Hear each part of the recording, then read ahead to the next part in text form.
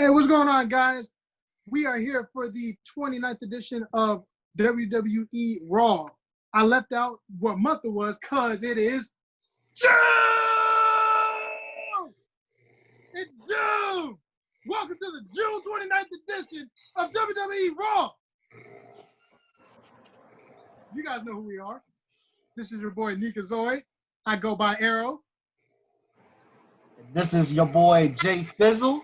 You know who it is, because it's that AEW film. Woo! Fight Fest! Let's go! And this is everyone that y'all love to hate.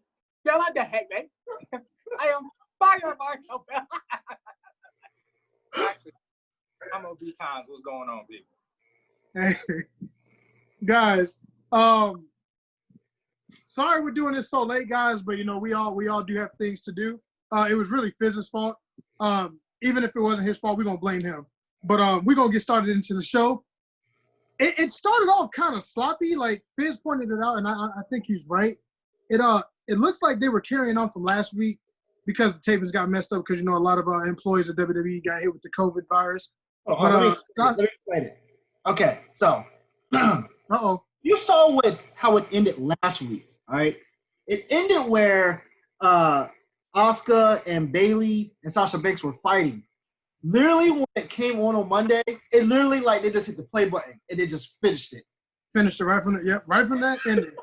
It was weird because like it's like a continuation from Dragon Ball Z or one of your favorite animes or something. Like it started literally where it left off. Monday Night Raw.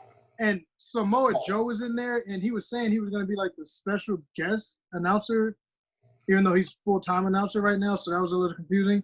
But the fight broke out because we were getting the contract signing. So we're going to go ahead and, you know, get that done. Dolph Ziggler comes down. He's, you know, doing his thing. He actually introduces Drew McIntyre to bring him down to the ring. I'm not going to get into the whole thing. They cut some promos on each other. And what it led to was basically a fight broke out. So, you know, that's how that was. It was a typical contract signing with WWE. You know, it got him over. Dolph Ziggler, the only thing about Dolph, he's a great wrestler and a great seller.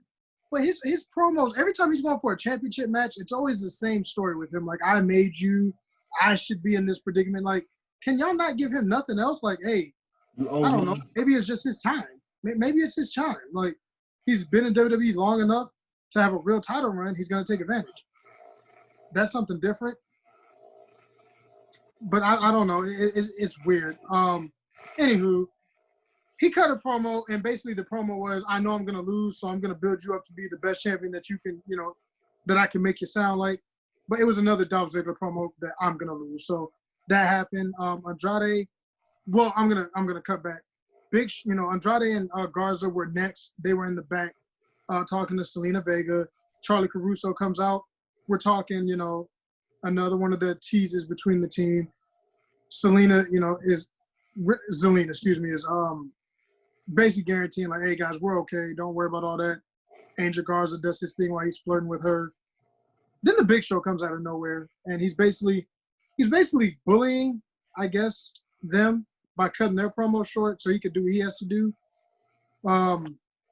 Cut to a commercial. There was a lot of commercials because it is Raw, so we're getting a lot of commercials. But Big Show's out there, telling Randy to come out, this, that, and the third, and Ric Flair comes out here, Randy. Oh, yeah. Oh! I'm the angry giant. I'm the Big Show. He's getting a little Big Show thing that he usually does. That's what he does. Like when he's going for the fist,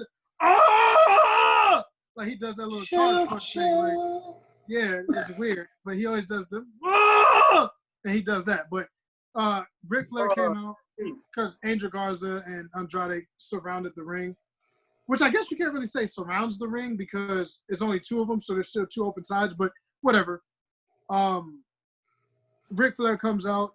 This 100% like confirms that he is managing Randy Orton, you know, especially with the Legend Killer gimmick, which is weird because Ric Flair's a legend. So doesn't that make you think he might come after you later on? But whatever.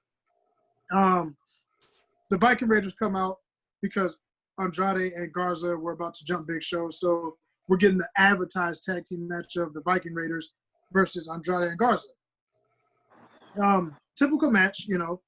Andrade did tease leaving, and that's actually going to play into a future part of the show. But even though the thing about the Viking Raiders, I hope just because they lost the tag team title match, they don't lose going forward a lot. Because even with Andrade teasing, you know, dissension between him and Garza, they still won. So I'm like, even with the distraction with them two, the Raiders still lost. So, you know, that was dumb. Ruby Riot's in the back.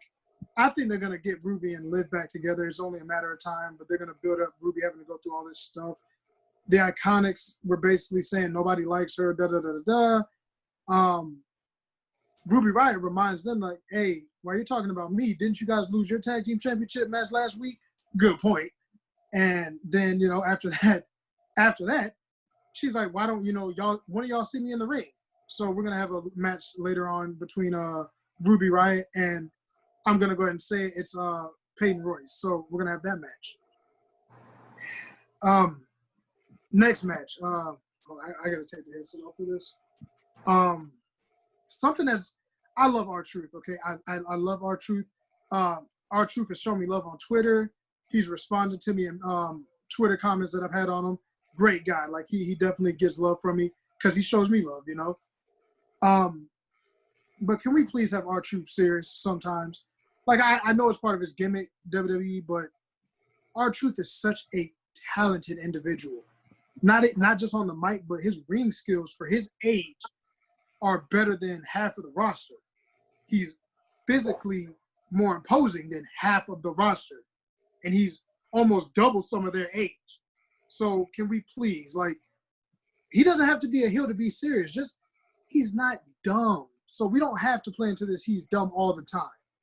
But R-Truth, I'm not even going to go over the match. R-Truth is now a 37-time, 24/7 European, Southside Central, going past 7-Eleven, making a turn back to the performance champion. Oh, yeah, I-95 South, thank you, champion. Now we're going to get into the good part. We had another recap.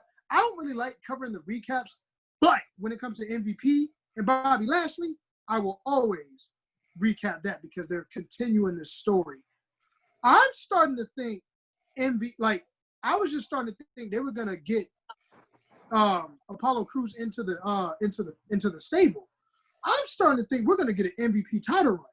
He did, you know, they do have a match later on, so I'll let you guys discuss that. But I think they're gonna get I think MVP might get one more championship run. I'm okay with it. Like your boy Obi Times was saying, you know, he's a little bigger now. You know, he may not be prime time no more, but he still do his thing. And the last thing I'm going to discuss before we get to hour 2 with Fizz, Seth Rollins came out for a promo. Oh, we got a special guest, guys. Yeah, we got a special guest in the building. We got Obi Ty's daughter. We got Miss Kelly in the building, all right? But Seth Rollins is talking about how Rey Mysterio and his son made a heartwarming return to Raw a couple weeks ago that, you know, when Dominic attacked Seth Rollins and stuff like that. He's asking Rey Mysterio for forgiveness, not for what he's gonna, you know, not for what he's done, that doesn't matter, but for what he's going to do in the future if they keep meddling in his affairs. I like that. He said he'll tear Rey Mysterio down piece by piece. I'm loving it. Seth Rollins, this is great. Like, this is golden. Rey Mysterio appears on the Titantron with Dominic, and Rey Mysterio apologizes to Dominic for everything that's gone on. And, you know, Seth Rollins tells Dominic, look, I know what you're trying to do. I know you're trying to avenge, you know, the attacks on your father, but I will end your career before it has even started, which is obviously planting the seeds that Dominic is going to, you know, be in WWE. And I'm still sticking with it that he's going to be a fourth member of the Disciples. So that's hour 1, guys. There wasn't a lot of wrestling, but then again, it's Raw. So what do you expect? Fizz, go ahead and give us hour 2. All right, so I'm going to say that this is the first time that Raw have done this in a while. We had 3 matches in 1 hour. Not 1, not 2.5, not 1.5, but 3 complete matches. So let's go ahead. So we have Rollins and Murphy or you want to call him Disciple Murphy. That's what he kept calling him, which, okay, if you want to classify him that, versus Aleister Black and Carlito. Now, I'm going to give a few little shout-outs here. So this top rope knee strike, I kind of like what Rollins did. He's selling his strike moves very well. Even though he has some good, classy wrestling skills, his strikes I like. His whole foot stomp ending that at the end of the match for the win. I like how Rollins is doing his little strikes again. So this whole, like, Rollins and him trying to be the Monday Night Messiah bull mess, which I kind of like as a persona right now, is different. Then that whole, burn the walls down kind of mess that he did that kept going on and on, which I like that, but it just kept going on and on. Like, change it up sometimes. So I like that, but they won. Going on to this whole tribute with The Undertaker. We were talking about it for a little bit where he had this whole, what was it? So his first match was in 1991. He had a 21 win streak, and then that got eliminated. I wish they would have kept with it. Me and Errol was talking about it a little bit, like, also with Obi Times. Like, we wish that it just rained on where he never lost.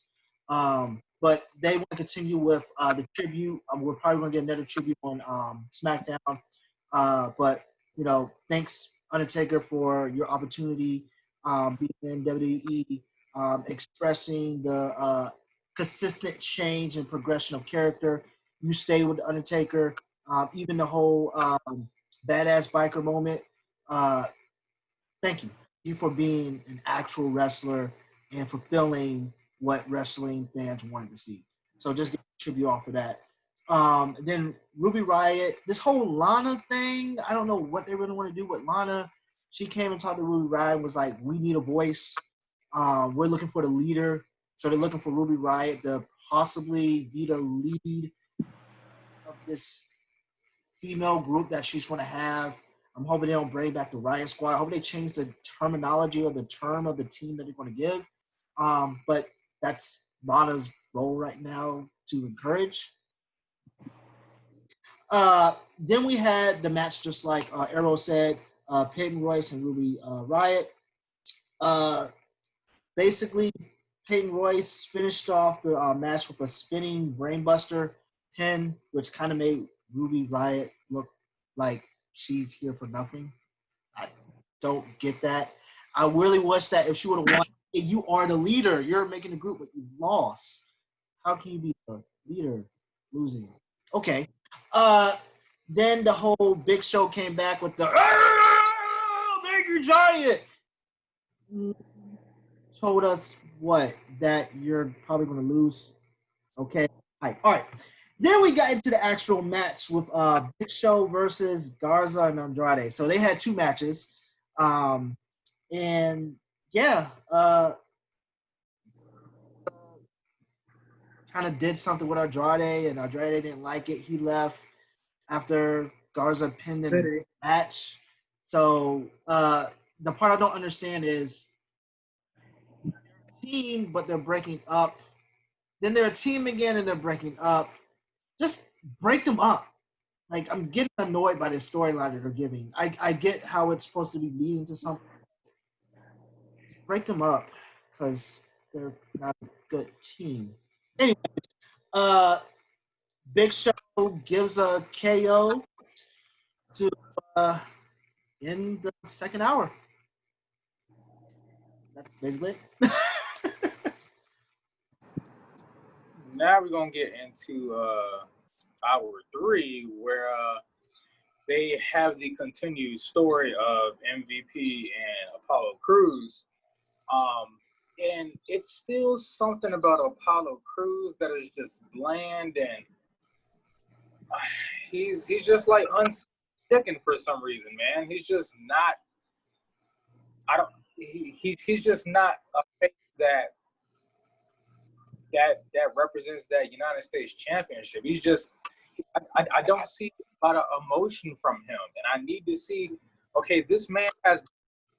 Like, MVP has been hounding you for weeks to join his faction.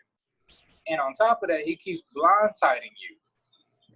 Why aren't you angry? Why aren't you, like, pissed off about any of this stuff. Like, it's just, I don't understand it. Can I say something real quick, actually? And this is actually what you're talking about. The fact that MVP talks way more about the actual United States Championship than the champion himself, that's weird. Like, MVP keeps talking about, hey, I'm one of the longest reigning United States champions of all time.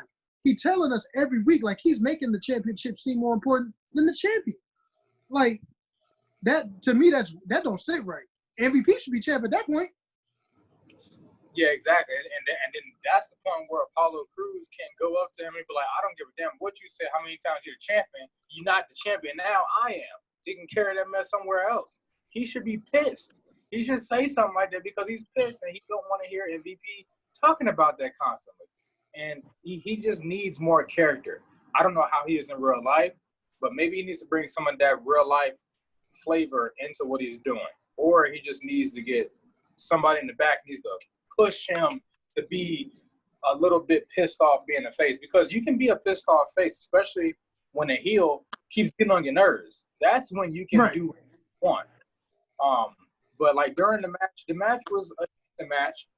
It wasn't anything crazy, flashy, or anything like that, which I'm glad it wasn't, because you got two people and they want to beat up each other. I'm sick of MVP. MVP is sick of Apollo Crews disrespecting him. So, yeah, it's going to be a little bit of a dirty match. And one thing I did not like is the very, very end, like the finish, where Bobby Lashley goes to the apron and just sits there and just stares at Apollo. Just sits there and stares at him just. And what are you doing? And like, is Apollo supposed to be scared that you just sit there at him? It did not sit right with me. It just, if I was Apollo, I would have just freaking kicked the shit out of and then you could have MVP like knock through. It's like he would just sit there and stand. I would have kicked the heck out of Bobby Lashley's bald ass head. I'm like, man, get out of here, man. Like, you gotta see, and that's when you can bring a little bit of fire to Apollo. Have a little bit of personality right there. Have him just kick that dude having no eyebrow, just kick the fake eyebrows off his face, and then, you know what I'm saying, just have him look angry. Like, I don't get it. Apollo Crews needs to have some type of emotion. And then MVP he beat Apollo with the Fisherman's Suplex, which I was fine with. And then we get on to the next match where I think they're beating up Apollo. And then Bobby Lashley put on the full Nelson. Then you have like the two Black Stooges that I call them now. Yeah, Cedric the Entertainer and Ricochet. Ricochet and Cedric. Dude, they are just burying me. It sucks how much these guys are being buried. You got, like, they can have Ricochet do something to Bobby Lashley, because Bobby Lashley can sell great for smaller athletes. The same way Drew McIntyre can sell well for smaller athletes. These guys can sell. So once Ricochet puts down Bobby Lashley, he can just beat the heck out of Bobby right there. But that didn't happen. Like, once he put him down, like once Ricochet put Bobby Lashley down in the match, it's just Bobby Lashley just kept beating him up. Just kept throwing him around like a rag doll. And I that just didn't sit well with me, because Ricochet is a great athlete. It sat right with me, boy. My dude Bobby Lashley was whooping ass, boy. I loved it. Oh, boy. I loved it. Oh, man. I like when he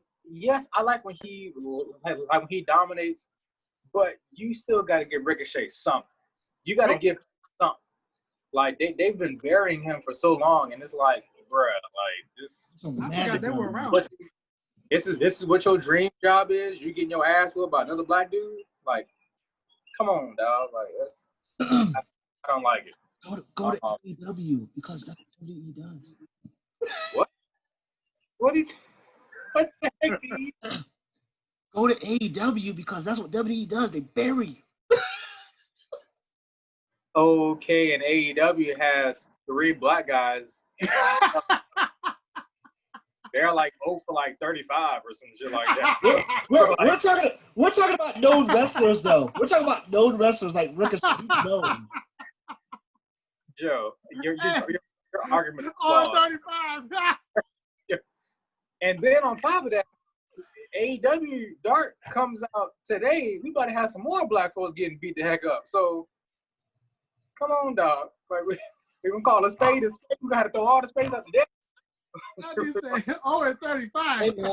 Hey man. Hopefully Impact can do something with those spades you're talking about. Aces and eights, huh? They coming back. Can they actually get a real ring first? I agree. Yeah. But all in all, Impact. All in all, Bobby Lashley won the match, of course. And then we go to the last match. But we can go to the last match where they had Drew McIntyre and what was it? And Oscar. Yeah, there you go. Drew McIntyre, Oscar, Ziggler, Sasha.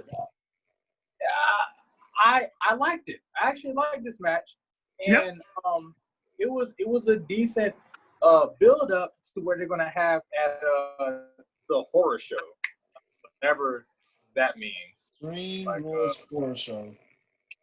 Extreme Rules. It's Extreme Rules with the Hardy Boys colors, and it's the horror show. The only reason it's a horror show because the whole match they're gonna have. Some of them are gonna be filmed. They're gonna be those pre-tape matches. It's called a horror show because it's the ass. That's what it is. Yeah, it's about to be horrible. But the match was decent. It was. And like I loved all the spots in there, and I liked how they just have Sasha and Bayley be the ultimate heels. I love this. I love how Bayley's so fun on commentary. Yes, really? Bayley is awesome on commentary. She plays the heel role so well. Those two, Sasha and Bayley, are made to be heels. It is great. Yes, Bayley was good as a face, but she is even better showing that personality as a heel. I love it. And then you have freaking Drew McIntyre, just punching the crap out of Dolph Ziggler, just showing off his power. Because during the whole match, it was Dolph trying to get his comeuppance, and Drew was just like, "Get out of here, bro! Move." Yo, my dude Drew gave Dolph a smack on his chest, boy. Hey, Joe, I'm gonna make fun of AEW real quick. Or was it AEW or was it NXT? It was NXT because Jake Atlas got smacked like this. He said like this. It was that sissy smack. Drew McIntyre said, "Let me show you how to do this." Bow! He smacked the hell out of Dolph Ziggler's chest, boy. Jake Atlas, that's how you smack somebody. That man, Jake Atlas, boy. He said, I was like, what? There goes Phantasma. Like, bro. And everybody was like, oh, you're so homophobic. Why are you talking about him? Go look back at the match. That's exactly what happened. Like, that's exactly what happened. We are not guessing. No, we're not. He love tapped his chest. Like, dude, you hate him. Yes. Leave a whelp on his chest. And they made the noise. It was like you. It was multiple times. Yeah. But all in all, the heels won with a great roll up. You know, that's the awesome heel move to do with a good roll up. And you know, I'm glad to do it with a roll up because now you have more incentive to see where the match is going at Extreme Rules. Like, you want to see more. That's basically the whole point of roll up. So you can see more of what's going to happen in the future with a feud. You don't give everything away the first time. That's the point. So, yeah, I think hour 3 was probably the best hour of the show. It was. And Sasha Banks got to beat the champion. Yes. My goodness. Yes. They could have – oh, man. You don't know how happy I was that she got that win, roll up or not. Yeah. I don't want to win the title, though. Well, she won. See, I was talking with Era. I was like, I hope she wins the title at Extreme Rules since she's having 2 matches. She's having one at Great American Bash. I'm hoping she wins one because she loses both of them. It's gonna make her look like she can't win. And then Bayley, if they start the feud this way, you're just a friend, like you're not a champion. Because she's been rude and saying she's a champion, she's great just like me and all this stuff. But she lost both matches within 30 days, championship matches. She has. I mean, hey, it won't make her look weak when she take that championship off of Bayley in the main event of SummerSlam. Watch. Well, Bayley and Sasha Banks need to main event SummerSlam. They need to main event it. Not one of them. They need the closing match so they can have another match like they did at NXT TakeOver. They need the spotlight. And Sasha Banks needs to take that championship. Didn't they just have like the Io Shirai versus Sasha Banks match too? No, that's coming Wednesday, or unless because they're trying to be like AEW and have 2 nights of American Bash. They weren't even talking about doing that at first, and then they're gonna sit there WWE again. And the thing about it is, I'm like, why is Sasha Banks getting 2 championship matches? Like, within 30 days. I'm like, what? Hey, to be fair, Joe, like I said, the one thing I'm happy about is it's been a while since she done touched some, and I ain't talking about the tag team championship. So you know what? I'm glad she didn't both championship. I agree with you. Because you know what? Even though it is a little overexposure, it ain't Charlotte Flair who's had now 67 championship matches. Well, see, that's if she loses both matches, that's my issue. If she loses both, she won't look bad because she's gonna get the ultimate prize when she main events SummerSlam and she puts on another clinic with Bayley and takes that championship. Watch it. That's yeah. Watch. She better win. Watch. She will. If she loses against Bayley, that's the Booker T treatment. If she loses all 3, I think that's what she's gonna do. I think she's gonna lose the NXT match, and then I think she's gonna lose the Raw. I mean, not a Raw tag, but the Raw Women's Championship match. I think she's gonna lose that one, and I think there's gonna be a rift in both of them. And then when they finally do that tag team match, that's when Sasha's gonna be like, you know what, I'm done with this. And the reason why I lose. Because why? Sasha's gonna lose the belts for him too. Watch. Yep. That's what I'm saying. Bayley's gonna have the right to blame Sasha Banks because you're a loser. Yep. And I think I don't know who they're gonna turn heel for this. I mean face. Bayley staying heel. She has really, really picked up so good on this heel role. Bayley staying heel. Sasha's going face. I think Sasha's gonna be a face because Sasha is better. She's better as a face than a heel. Because in NXT, yeah, she was awesome as a heel, but something about being on the main roster and her turning face just has way more of an impact for some odd reason. But hey, that's just the way the cookie crumbles, man. That's just how wrestling works. Makes sense. Yep. So I don't really know what to give the show. Like, it started off kind of slow, but it's still continuing fuse like I want, and some of the matches are good. I'm gonna give it a 3. I'm gonna give it a 3. I think last week's show was a little better, but it's not. Once again, they're kind of keeping a steady pace of decent shows. So even though a 3 is not a high score, it's not a bad show. And my match of the night, Bobby Lashley, boy. Oh, now see, he should have a championship around his shoulder, around the waist, however he wants it. He should be dominating people with that championship around his body. But you know what? Even though Ricochet got a couple good moves, Bobby, as Fizz will call him, Bobby Rasky, that dude was tossing him everywhere. And not only did he dominate Ricochet, my dude Central tried to come up in there and check on him. He put him in a full Nelson too. He killed that dude. Both of them losers. I mean, I like y'all. I like both of y'all. I'm just saying y'all losers in that specific segment. Y'all was losers. Bobby Lashley took care of both of y'all. I loved it. Bobby Lashley, I'm telling you, give him the WWE Championship before it's too late. See, man, in WWE, they love these Durham Mandingo fights. I'm telling y'all. They just had these black folks just fighting against each other all the time. This is just You know what? Real quick, before I pass it on to, while Bobby Lashley gets the WWE Championship, give MVP the U.S. champion. Let both of them be champions. Both of them. Do it, WWE. If y'all ain't scared, get both of them the championships. Hey, let the two Black Lives, if Black Lives actually matter, you'll go ahead and do it.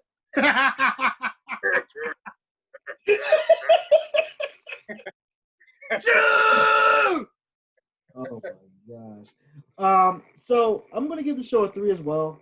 I felt like the 3 matches in hour 2 wasn't that big to me.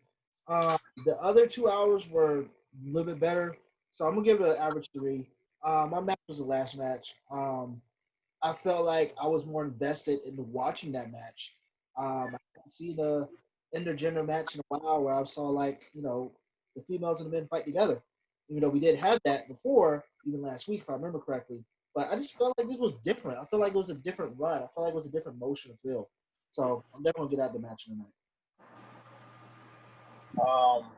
Well, first, my match tonight would be the last match, the tag match. I thought that was just a... Man, y'all better stop playing Bobby Lashley. Hey, man. I got to see him dominate other people than our people, man. That's all I'm saying. Have y'all noticed that? Have y'all noticed that he gets beat up by the white folks, but the black folks, he beats them up? This has been going on for years.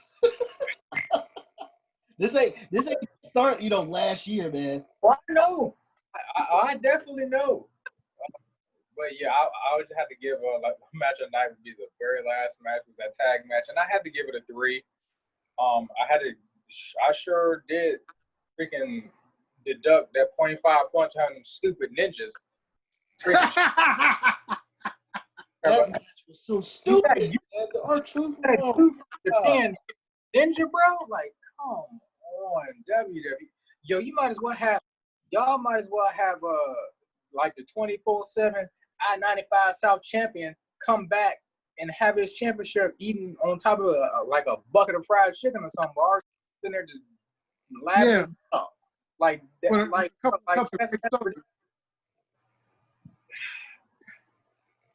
Man, WWE got some nerve doing this stuff, boy. I'm telling you, they right there with AEW with messing up wrestling, boy. They right there, they neck and neck, fighting for who can do the most stereotypes. Oh man, they got freaking. You got up there Suge D dancing Pineapple Pete. You got him doing all that stuff, dancing, coming out. Like, you getting all the black folks getting beat up on AEW, not even getting no offense. Not SJU, man. I mean, SJU. That's an SJU. There's a goody goo moment of the night. Yes. Oh boy, there it goes. SJU. There it goes. SCU. SCU. No, you said it right. SJW. That's what it is. My fault, man. I'm a teacher, and we did SJU kind of pulled out there. My fault. This dude said SJU. I'll tell you what. This whole ninja thing going on, it just reminded me. I was reading an article. It doesn't look like they're doing the hacker yet. Like, apparently that's still a thing. They haven't given up on it. I was questioning that. Like, where is it at? It's been like a month and some change. It just they supposedly written it off. I'm hoping they bring it back. I know where the hacker at. He too busy trying to mess up the Trump administration because he loved that Biden boy. That's what's going on. Exactly what's going on. I thought he was gonna say something about AJ, but hey, maybe that boy. Dude, Ali talking. He talking all that mess on social media, all that political mess. That dude Vince say, you know what? Let's put Control F. Restart this. F1.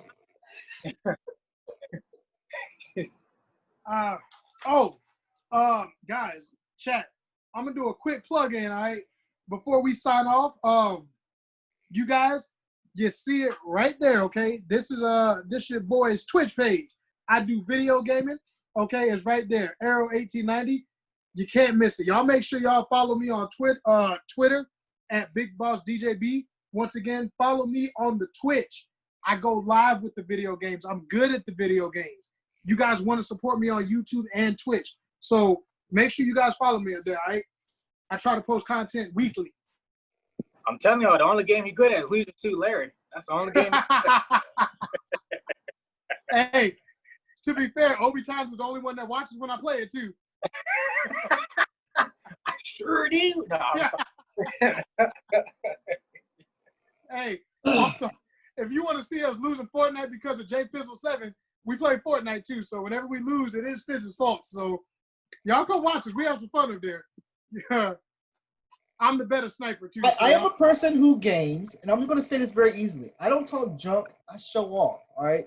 So if you want to see the real show off, the man who can do his thing on his own, although that's the reason why they lose sometimes. Go ahead and find me, JFIZZELL7. Hit me on YouTube. Hit me on that Instagram, and go ahead and hit me on that Twitter. I'm starting that Twitter back up, guys. I will be doing it. Guys, he said he's the show off, so that would technically make him Jay Ziegler. Because they both show off. No, I'm not that type of show off. No. But if you want to hear the craziness, go ahead and. Oh, boy. I already had my goody goo goo goo moment of the night, so it's cool.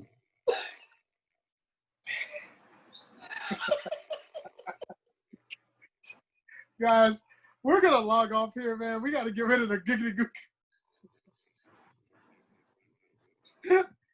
This dude said the giggity goo goo goo. Please put that in the comments, bro. I'm trying to get this going. The goody goo goo. Hey, we're going to get hashtag giggity goo goo. Okay. Hashtag goody goo goo goo. I hate Fizz. Every episode at that moment. Oh, that dude. Last week you did good until after the show, and then we met you. I think you had messed up one little time, but before that, ooh. Wait, watch. The end of the year, watch. We're going to have us a moment. Ric Flair is going to call, and he's going to look at this video. He'll be like, yo, Nature Flair? I like that, man.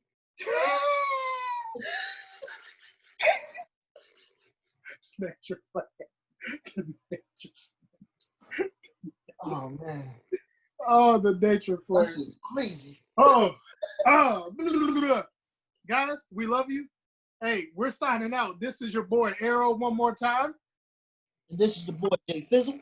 You know what it is. It's Fiends. AEW Fire Fest. Get ready. And this is your boy, the Nature Flare. It's your boy, Obi Times, signing off. Hey. So I'm like, how y'all talking at the end of that?